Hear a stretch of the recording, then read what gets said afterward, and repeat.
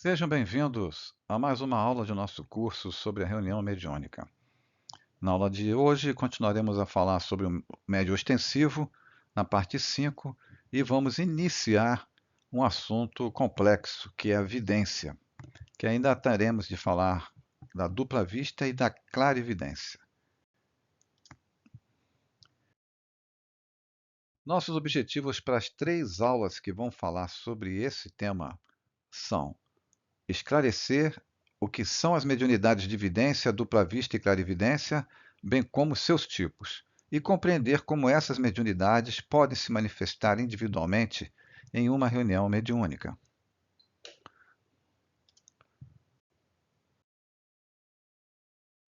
Para isso, vou citar aqui as principais bibliografias utilizadas para montar essas 3 aulas. Como falei, o assunto é complexo e aqui estão algumas, né, associadas a esse tema que deve levar-nos a muito estudo.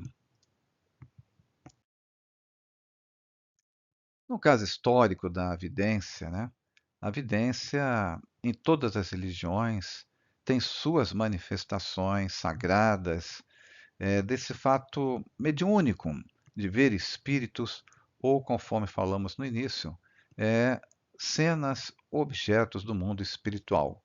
Então, aqui nós temos uma passagem bem conhecida de Jesus no Monte Tabor, junto a Elias e Moisés, que foi testemunhada pela visão mediúnica dos apóstolos, né? Citamos aqui esta apenas, mas são muitos outros casos na Bíblia sobre esse tema. Muito bem. E a evidência? O que é evidência? Numa síntese daqueles livros que nós colocamos na bibliografia, do próprio Kardec, nós podemos dizer isso, que a evidência é a faculdade mediúnica de ver espíritos e ou imagens do mundo espiritual. Eu chamo a atenção aqui para o detalhe, faculdade mediúnica. Mais adiante, nós vamos entender por que essa especificação.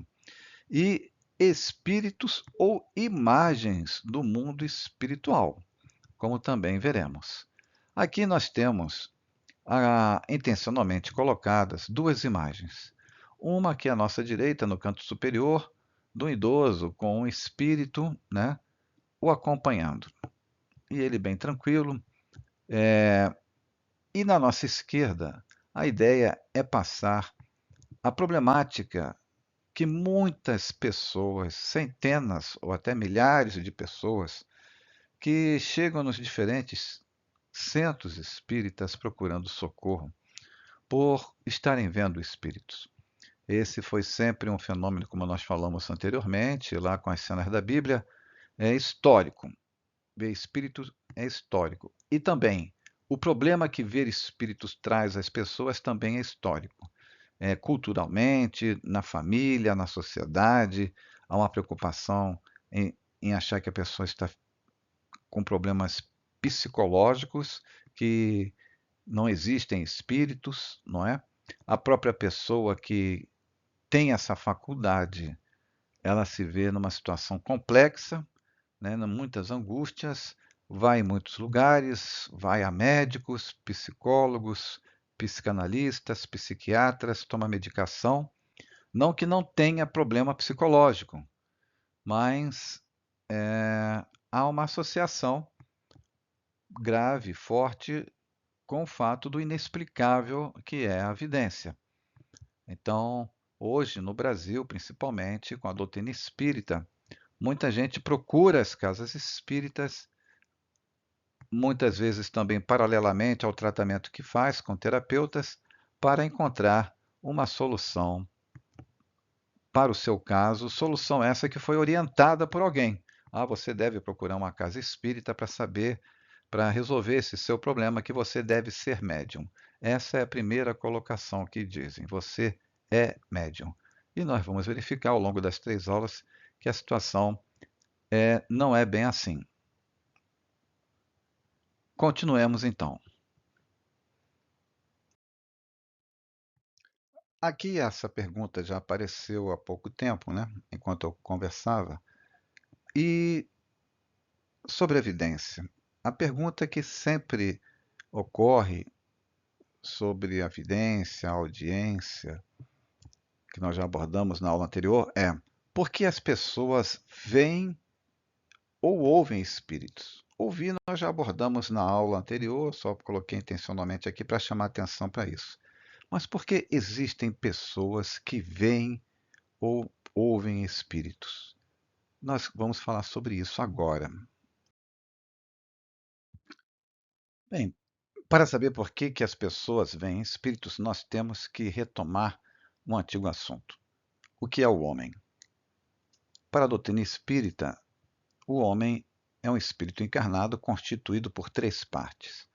O espírito, que ninguém sabe qual a sua forma, é um ser imaterial, é a essência, é o espírito do ser que, para se manifestar no mundo como o nosso, o mundo físico, ele precisa de um perispírito, que é um envoltório fluídico semimaterial, né? Porque a matéria tem diferentes estágios no universo, e o corpo físico, que é o nosso.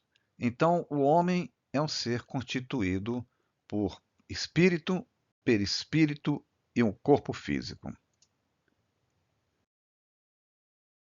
E então, o espírito tem o perispírito e o corpo físico para se manifestar, para viver num corpo físico neste planeta, não é?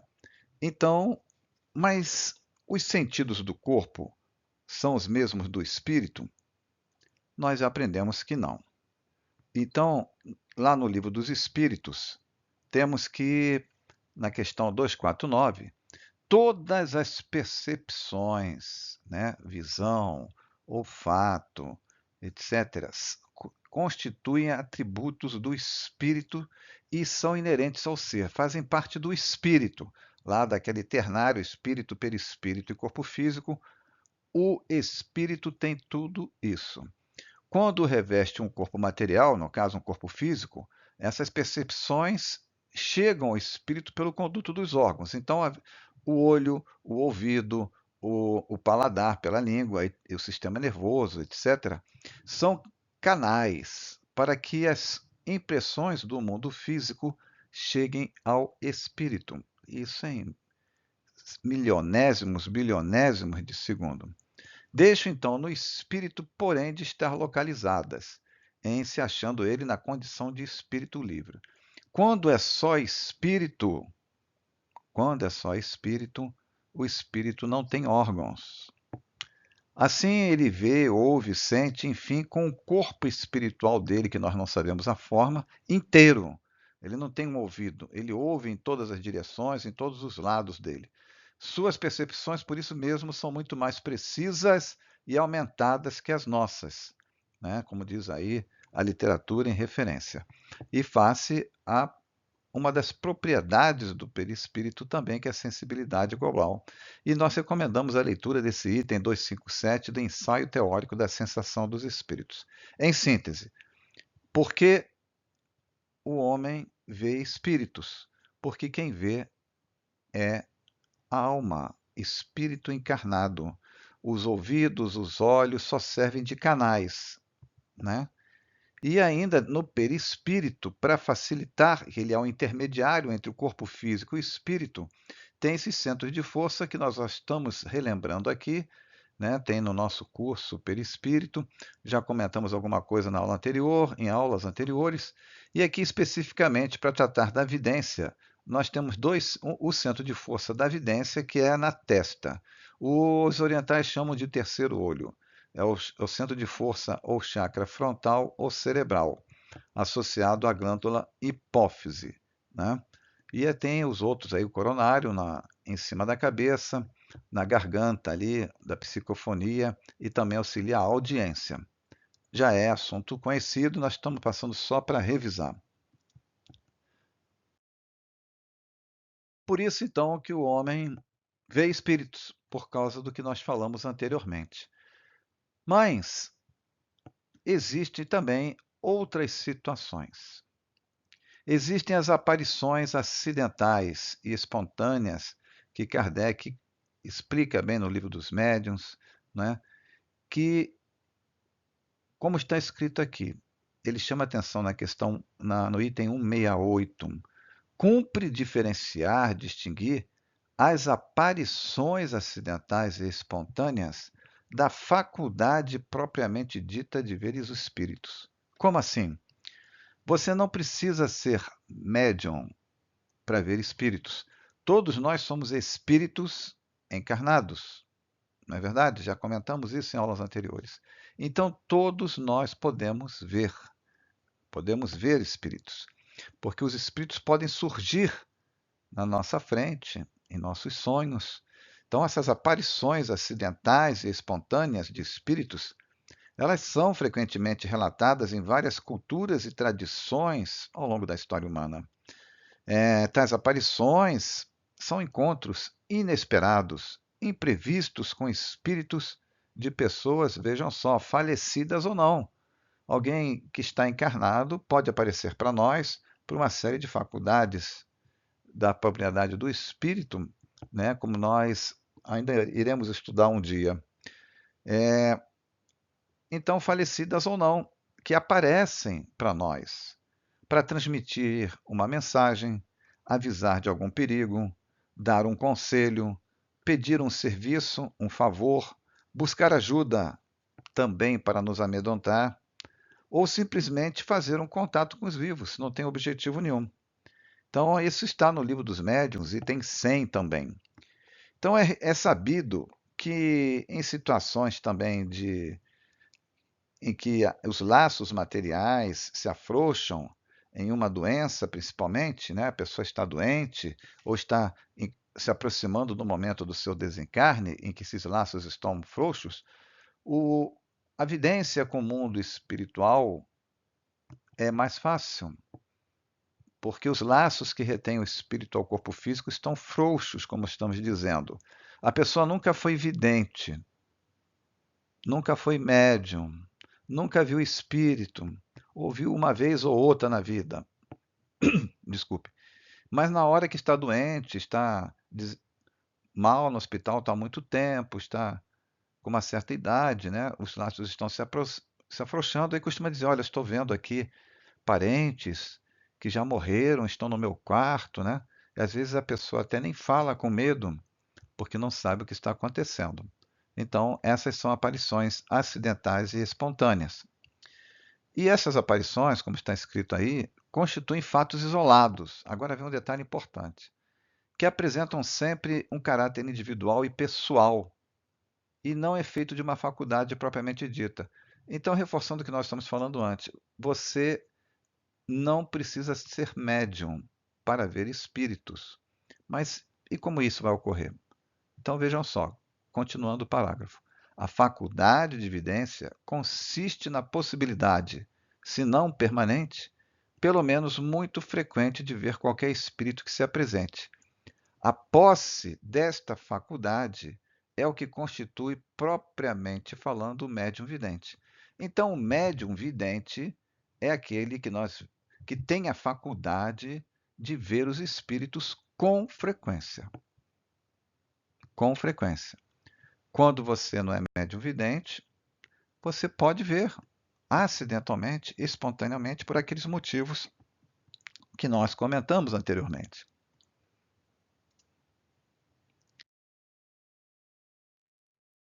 E tem um outro aspecto que está aí lançado, em forma de questão.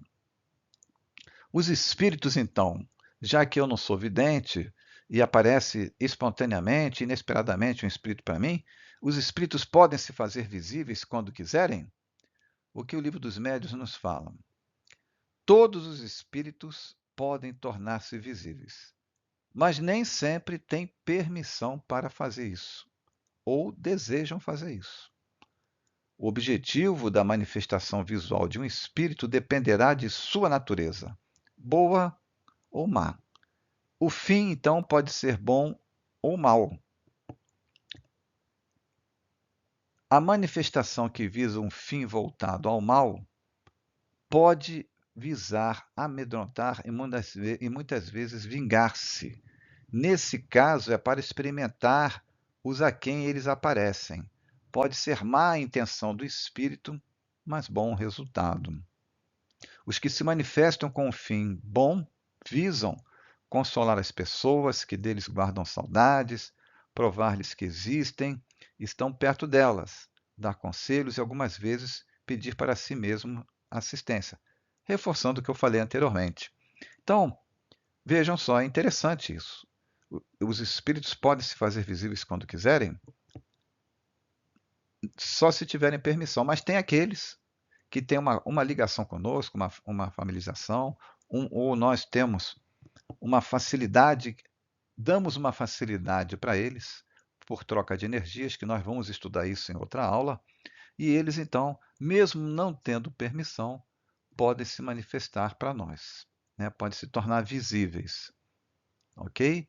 Então, além da aparição acidental e espontânea, né, imprevista do espírito, ainda tem essa circunstância deles não poderem ser invisíveis quando quiserem.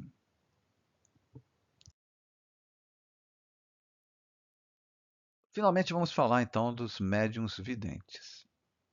Então, os médiuns videntes, depois de tudo que nós falamos, vamos repetir aqui, como consta lá no livro dos médiuns, são as pessoas dotadas da faculdade de ver os espíritos com frequência, né?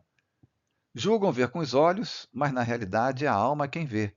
E por isso é que eles tanto veem com os olhos fechados como com os olhos abertos. É interessante isso, né? Já que é o espírito que vê, não é o olho físico, não adianta você fechar os olhos. E ainda tem mais. Alguns videntes gozam dessa faculdade em estado normal, quando perfeitamente acordados, e conservam uma lembrança precisa do que viram. Outros só a possuem em estado sonambúlico.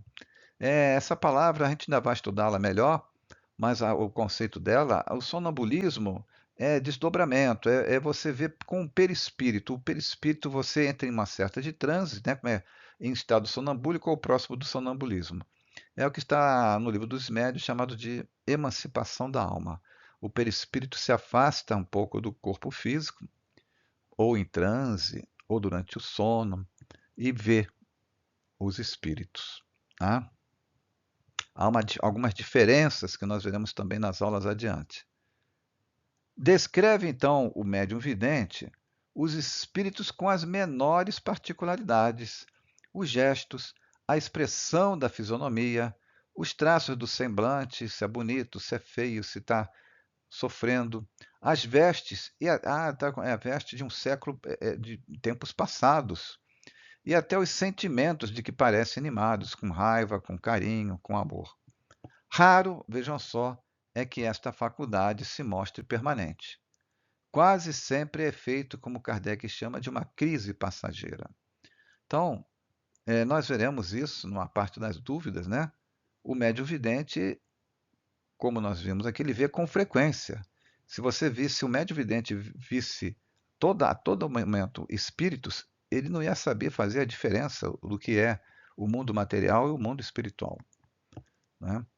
A possibilidade de ver em sonho os espíritos é uma espécie de mediunidade, já não é evidência, mas não constitui, propriamente falando, o que se chama médium vidente. Isso tudo nós vamos abordar nessas 3 aulas. Como eu falei, o assunto é complexo, é extenso, e eu vi a necessidade de abordá-lo em 3 aulas. Continuando então, agora vem um tema interessante também, que é o desenvolvimento da evidência.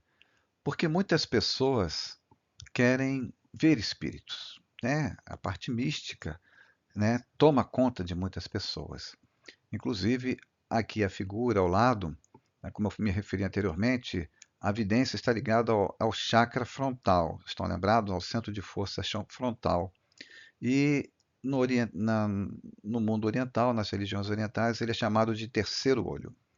E existem vários cursos espiritualistas, não espíritas, espiritualistas, que convocam as pessoas para aprender, para desenvolver a evidência. Vamos ver o que nos fala o livro dos médiuns, no item 171. A faculdade de ver os espíritos pode ser desenvolvida, mas é uma das que convém esperar o desenvolvimento natural sem o provocar, pois quando o germe de uma faculdade existe, ela se manifesta de si mesma. Então, se você já possui essa faculdade, você vai se desenvolver com o tempo. Vamos explicar isso. Então, vejam só, a advertência que é colocada por Kardec. Em princípio, devemos contentar-nos com as que Deus nos outorgou, Deus nos deu, sem procurarmos o impossível. Por isso que, pretendendo ter muito, corremos o risco de perder o que possuímos. Então, se você, no teu planejamento reencarnatório, foi planejado você ter a vir com a evidência, você a terá. Se você, e ela pode vir de imediato, ou vir se desenvolvendo, ou surgir em determinado momento da sua vida. Ou você não vai ter evidência, né? Porque há uma finalidade para isso, há um propósito para isso. Talvez você não esteja preparado, por isso que ele coloca aqui. Sem procurarmos o impossível, por isso que pretendendo ter muito, corremos o risco de perder o que possuímos. Vejam só o que nós encontramos no livro de André Luiz. Nos Domínios da Mediunidade, capítulo 15, Forças Viciadas. Vejam só um episódio que André Luiz nos narra sobre vidência. Dirigimos-nos a outro templo espírita em companhia de Aulos, segundo o nosso plano de trabalho, quando tivemos nossa atenção voltada para a enorme gritaria. 2 guardas arrastavam de restaurante barato um homem maduro em deploráveis condições de embriaguez. O mísero esperneava e proferia palavras rudes, protestando. Observe o nosso infeliz irmão, determinou o orientador, Aulus, né? E porque não havia muito tempo entre a porta ruidosa e o carro policial, pusemos-nos em observação. Vejam esse final. Achava-se o pobre amigo, o bêbado, abraçado por uma entidade da sombra, qual se um polvo estranho o absorvesse.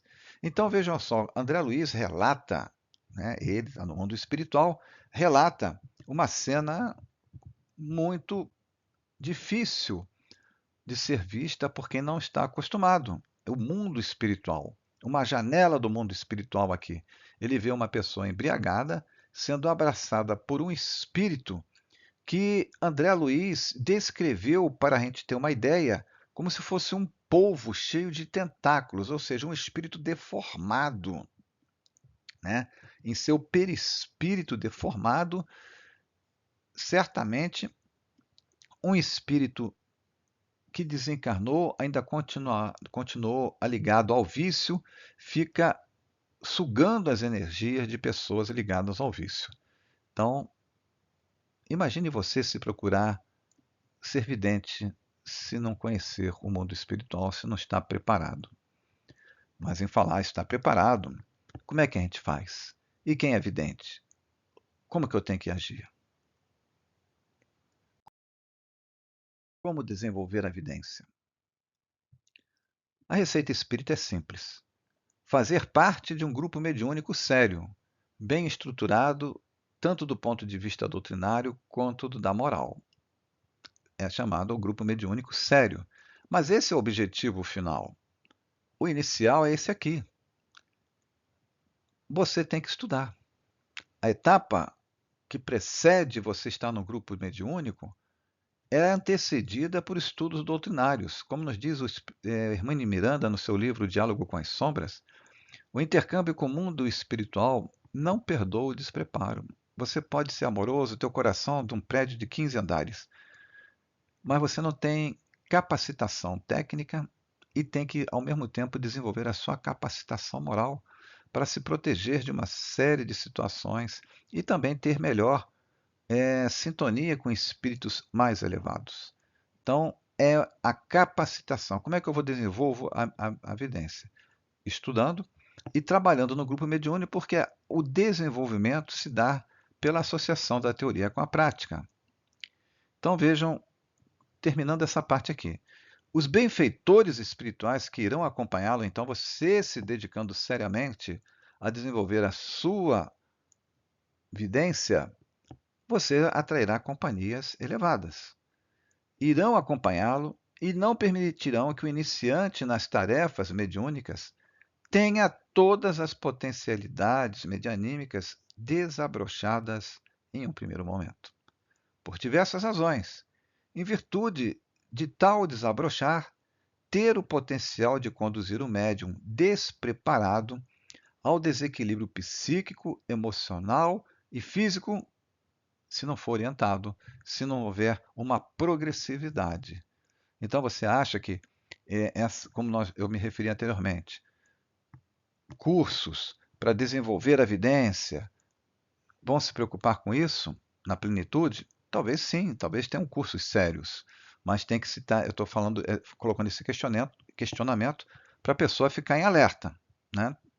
Não, não dá para ser curioso. Você desenvolver esse potencial para quê? É para fazer o bem, para fazer a caridade? É para isso que ele serve. E então, eu cito aqui, nessa parte final da aula, estamos nos aproximando do final, para que leiam esse capítulo 6º do Livro dos Médiuns, das manifestações visuais. Ele tem uma série de questionamentos, né, perguntas e respostas muito boas sobre dúvidas comuns. E eu trago aqui algumas. Que inconveniente haveria em ser permanente e geral entre os homens a possibilidade de verem os espíritos? Não seria assim esse um meio de tirar a dúvida aos mais incrédulos? Ou seja, as pessoas não passariam a acreditar mais no mundo espiritual, na imortalidade da alma? E os espíritos respondem: estando o homem constantemente cercado de espíritos, vê-los a todos os instantes o perturbaria. Embaraçar-lhe-ia os atos e tirar-lhe-ia a iniciativa na maioria dos casos, ao passo que, julgando-se só, ele age mais livremente. A resposta pode ser até outras, né? Também. Nós vimos naquele filme sobre a vida de Divaldo Franco, que ele, quando começou a trabalhar, ele teve que pedir ajuda aos colegas para que, quando ele se aproximasse do balcão para atender alguém, os colegas faziam um sinal para dizer que eram encarnado ou não, porque ele tem uma evidência muito desenvolvida e ele vê espíritos o tempo todo, não é? Então a pessoa tem que estudar até para ver os problemas psicológicos que pessoas que têm uma mediunidade muito desenvolvida têm sem ter o conhecimento sobre isso. Outra pergunta, outra pergunta é essa: poderá aquele a quem um espírito apareça travar com ele conversa? Se um espírito aparecer para você, você conversa com ele? E o que os espíritos nos falam? Perfeitamente. E é mesmo o que se deve fazer em tal caso, perguntando ao espírito quem ele é, o que deseja, em que se lhe pode ser útil. A maioria não tem coragem para isso, por isso que tem que ter o estudo, né? Mas tem gente que não tem estudo e tem coragem, e pergunta. O susto é no primeiro momento e a coragem vem no segundo. Se tratar de um espírito infeliz e sofredor, né, a comiseração, a compaixão que se lhe testemunhar, o aliviará. Você pode até fazer uma prece para ele. Se for um espírito bondoso, pode acontecer que traga a intenção de dar bons conselhos. Como pode, então, o espírito, nesse caso, responder? Né? Se o espírito vem me dar bom conselho, ou se eu fizer uma pergunta para ele, como é que ele vai fazer? Então, eu não sou audiente, mas você pode ouvir naquele dia. Ele pode preparar-se para isso. E vejam só, como é o que os espíritos nos falam. Algumas vezes o espírito o faz por meio de sons, né, como se estivesse conversando com você, como faria uma pessoa viva. Mas na maioria dos casos, pela transmissão do pensamento, você vai sentir o que ele está falando ecoar dentro da tua cabeça. É interessante isso. É difícil explicar essa sensação, mas é o que acontece. Continuando. Por que é que as aparições se dão de preferência à noite? Não indica isso que elas são efeito do silêncio e da obscuridade sobre a imaginação? Kardec faz essa pergunta aos espíritos. Então os espíritos só podem aparecer à noite? E eles respondem: olha, não tem nada a ver à noite com a aparição dos espíritos. E eles dizem: eles aparecem à noite pela mesma razão porque vedes durante a noite as estrelas e não as divisais em pleno dia. A grande claridade pode apagar uma aparição ligeira, mas errôneo é supor-se que a noite tenha qualquer coisa com isso. Inquiri, né, perguntai os que têm tido visões e verificareis que são em maior número os que as tiveram de dia. Então, aqui está uma boa resposta. O espírito aparece de noite, de dia, de tarde. É que à noite, é que isso que ele fala, se você não tivesse a luz do sol, você viria as estrelas também durante o dia, né? Outra, os espíritos que aparecem com asas, as têm realmente? Ou essas asas são apenas uma aparência simbólica? Essa resposta é muito interessante. Os espíritos não têm asas, nem de tal coisa precisam, visto que podem ir a toda parte como espíritos. Aparecem da maneira porque precisam impressionar a pessoa a quem se mostram. Assim é que uns aparecerão em trajes comuns, outros envoltos em amplas roupagens, alguns com asas, como atributo da categoria espiritual a que pertence. Então, o perispírito não tem asa, mas o espírito que se domina magneticamente o seu perispírito é um espírito elevado, vai aparecer para determinada religião ou em determinada época da história, ele, ele se foi autorizado ou foi orientado a aparecer com asas para que a mensagem dele tivesse maior impacto. Mas assim como formas bonitas têm formas feias. As formas feias se dão por degeneração do perispírito, né? O espírito que não trabalha para a sua evolução, ele vai se degenerando, muitas vezes vai perdendo até a forma humana. Tema de outra aula. E finalmente chegamos à nossa conclusão. De todas as manifestações espíritas, as mais interessantes, nos diz Kardec, são sem dúvida aquelas pelas quais os espíritos podem se tornar visíveis. Pela explicação desse fenômeno, como explicar por que as pessoas veem espíritos, veremos que ele, esse fenômeno, como os outros, nada tem de sobrenatural. As manifestações de aparições ocorrem, né? Aparições, espíritos, durante o sono, pelos sonhos, como nós falamos em desdobramento. Estando a pessoa acordada, é a vidência, no pleno gozo e completa liberdade das faculdades. E sendo a pessoa um médium ou um sensitivo. Nossa, vamos conversar sobre isso, essa diferença de médium e sensitivo, né? A vidência ser anímica, ser da própria pessoa, do próprio espírito e não ter outro espírito interferindo. Nas próximas aulas. É o que nós tínhamos a conversar hoje. Até o próximo encontro e muito obrigado.